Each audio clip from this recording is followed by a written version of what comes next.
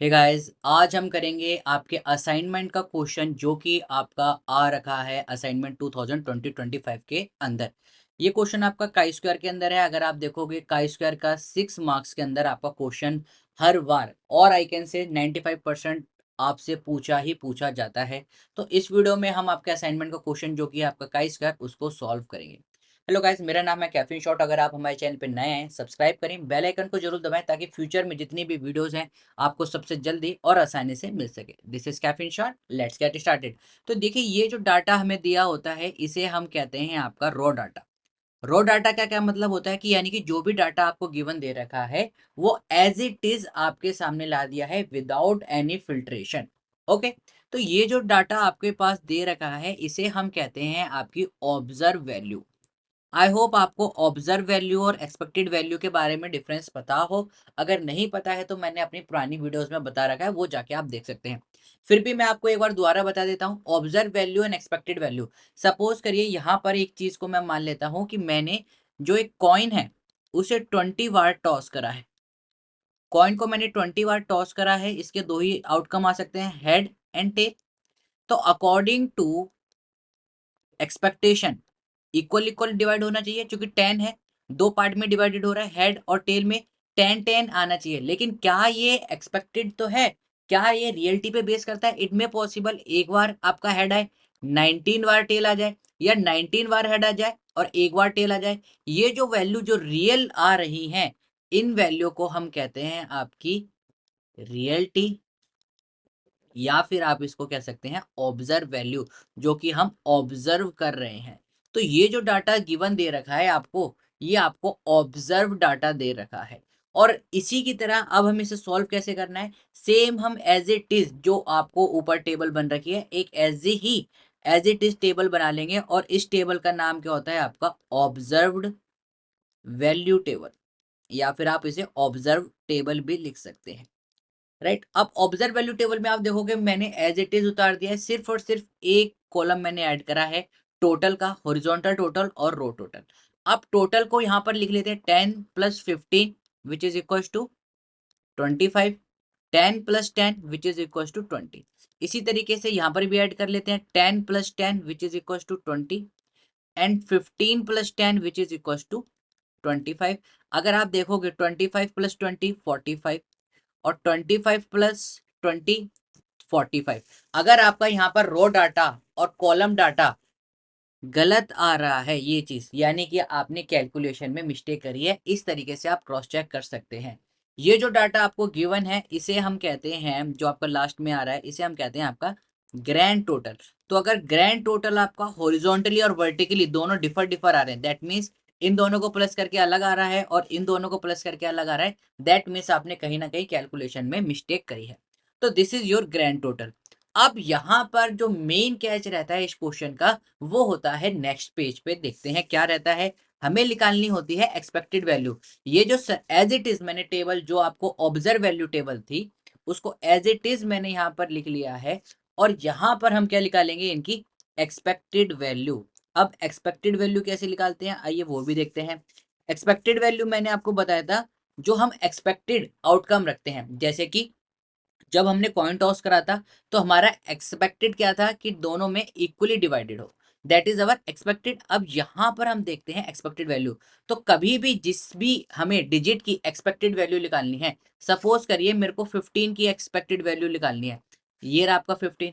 अब हमें जिसकी भी एक्सपेक्टेड वैल्यू निकालनी है दैट इज E15, उसका हॉरिजॉन्टल टोटल और वर्टिकल टोटल दोनों को मल्टीप्लाई कर दीजिए। अगर आप देखोगे हॉरिजॉन्टल टोटल कितना है 25, वर्टिकल टोटल कितना है 25, और इसको ग्रैंड टोटल से डिवाइडेड कर दीजिए, ग्रैंड टोटल कितना है 45।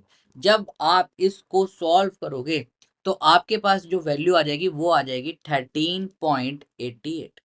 तो ये इसकी क्या आ गई एक्सपेक्टेड वैल्यू। उसी तरीके से एक और मैं एक्सपेक्टेड वैल्यू आपको निकाल के दिखा देता हूँ। सपोज करिए एक्सपेक्टेड वैल्यू ऑफ 10 निकाल रहे हैं, तो 10 का हॉरिजॉन्टल टोटल और वर्टिकल टोटल कितना है, यहाँ पर 20 है और यहाँ 25 है। तो expected value of 10 is equal to vertical total कितना आ रहा है आपका 20, हॉरिजॉन्टल टोटल कितना है 25, दोनों को मल्टीप्लाई कर दीजिए। ग्रैंड टोटल कितना है 45, इसे डिवाइड कर दीजिए। और जैसे कि आपको पता ही है एग्जाम में कैलकुलेटर अलाउड रहता है, कैलकुलेटर से आप जब इसे आप सॉल्व करोगे that is expected value of 10 which is equal to, इसे आप सॉल्व करोगे तो 8.88 आ जाएगा।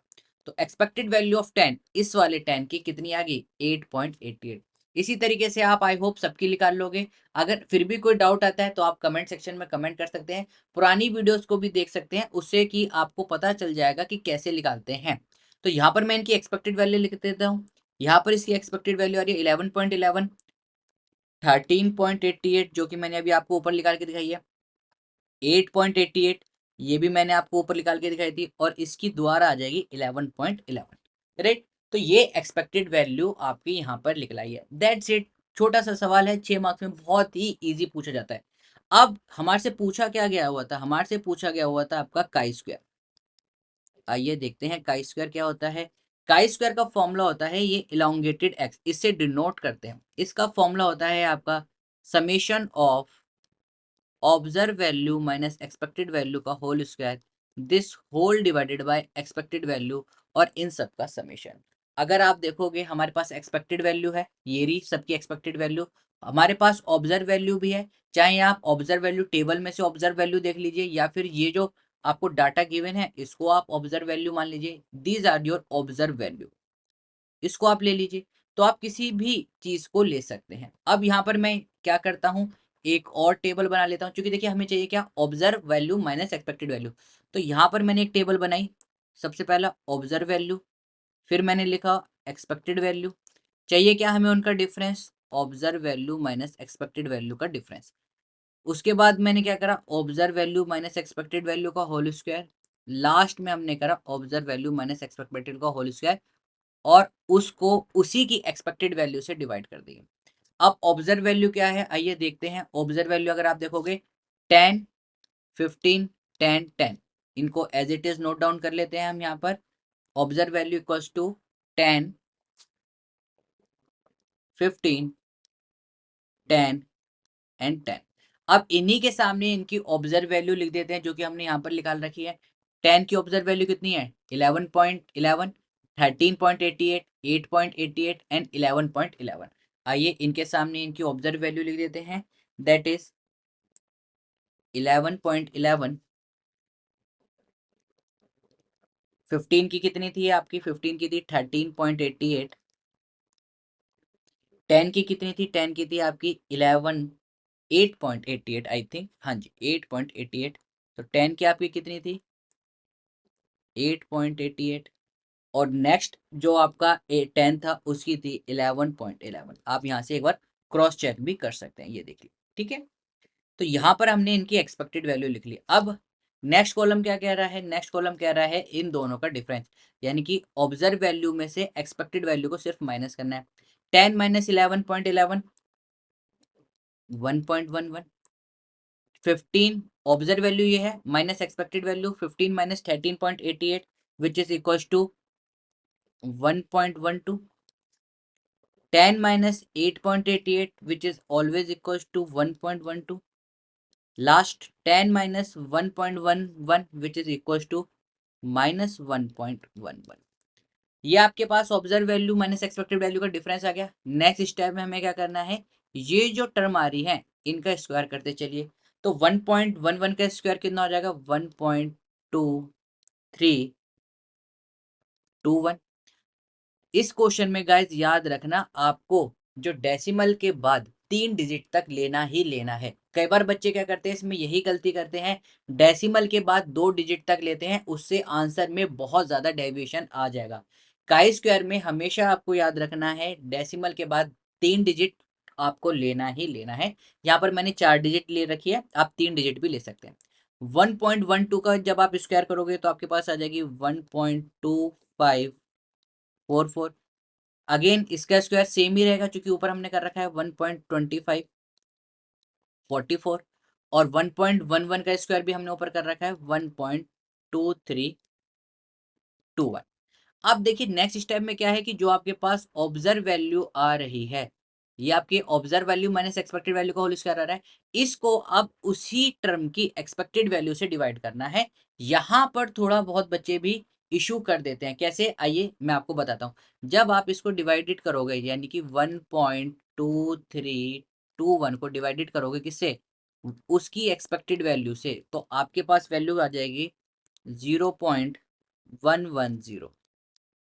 अब 1.254 को आप डिवाइडेड करोगे 13.88 से, विच इज इक्वल टू आपके पास वैल्यू आ जाएगी 0.090। अब देखिए, क्योंकि ये और ये सेम था, बच्चे क्या करते हैं कि इसका इसका 0.090 आ रहा है, इसका भी बच्चे क्या लिख देते हैं 0.0। जबकि अगर आप देखोगे यहाँ पर एक्सपेक्टेड वैल्यू डिफर है और यहाँ पर एक्सपेक्टेड वैल्यू डिफर है। इस चीज का आपको याद रखना है। इसमें हमें क्या करना होगा, हमें 1.2544 को डिवाइडेड करना होगा एक्सपेक्टेड वैल्यू, जो कि कितनी है आपकी 8.88। तो जब आप इसको डिवाइडेड करोगे तो ऑब्वियस है आंसर डिफर आएगा, डेट इज 0.141। सेम 1.2321 को डिवाइडेड करोगे 1.1 से, आपके पास वैल्यू आ जाएगी 0.110। क्या हमारा क्वेश्चन यहाँ पर हो गया है? नहीं। क्यों? क्योंकि देखिए यहाँ पर लास्ट में उसने क्या पूछ रखा है, लास्ट में आप लोगों से यहाँ पर उसने पूछ रखा है कि इनका क्या करना है, समेशन करना है। What does that mean? That means in सब को हमें क्या करना है, ऐड करना है, या फिर आप कह सकते हैं सम करना है। इन सबको ऐड कर लेते हैं। जब आप इन सबको ऐड करोगे तो आपके पास वैल्यू आ जाएगी 0.451। तो what does that mean? That means जो हमारा काई स्क्वायर है, काई स्क्वायर को डिनोट करते हैं हम इससे, उसके ब्रैकेट में आप काई स्क्वायर भी लिख सकते हैं, विच इज इक्वल टू 0.451। और ये आपका क्या आ गया, ये आपका आंसर आ गया। This is the right answer of your assignment. उसके अलावा आप क्या कर सकते हैं, इसके अंदर एग्जाम में स्टेप्स भी आप यहाँ पर लिख देंगे तो बहुत अच्छा रहेगा। स्टेप्स जैसे कि आपने क्या क्या करा है, किस हिसाब से करा है। फर्स्ट में आपने रैंकिंग दी, सेकंड स्टेप में आप लिखोगे कि we assign the expected value, third में आप लिख सकते हो the expected value, the calculation of the expected value is the vertical total multiply by the grand total divided by the their grand total, right. तो इस तरीके से आप इनके स्टेप्स भी बनाकर लिख सकते हो। आई होप गाइज आपको ये वीडियो पसंद आई। कोई वीडियो पसंद आई है तो लाइक करें, शेयर करें, सब्सक्राइब करना ना भूलें। आई नो नया प्लेटफॉर्म मैंने चूज करा हुआ है गुड नोट्स का। इससे पहले मैं वन नोट पे बनाता था, लेकिन उसमें कुछ इशू आ गया है। और आई होप आपको ये भी जरूर बताएं कि गुड नोट में जो फर्स्ट टाइम मैं वीडियो बना रहा हूँ आपको कैसी लगी है। तो गाइज अगर आप न्यू हैं हमारे चैनल पे, अपने दोस्तों के साथ सब्सक्राइब करें और वीडियो को लाइक और कमेंट जरूर करके बताएं कि ये जो मैंने गुड नोट पे पहली बार आपके लिए वीडियो बना रहा हूँ कैसी लगी। तो we will meet in the next video. Till then keep smiling, keep getting lots of memory. This is caffeine shot. Have a great day. Thank you all of you.